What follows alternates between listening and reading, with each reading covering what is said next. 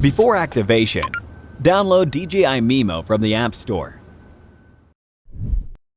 Power on the Osmo Pocket. Remove the universal ports cover and mount the smartphone adapter. Connect the mobile device to the Osmo Pocket with the smartphone adapter, and the DJI Mimo app will pop up automatically.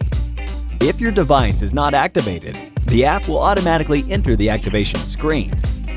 Turn on Upload Device Information and authorize the server to upload the Osmo Pocket's information for activation. Then tap Next. When a Please Activate After Login prompt is shown, tap Login.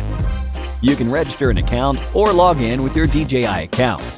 After logging in, confirm the activation account and tap Activation. Keep your mobile phone connected to the internet and wait until the device has communicated with the server. When the app prompts that the activation is successful, the activation is complete. Hit the like button if this tutorial was helpful.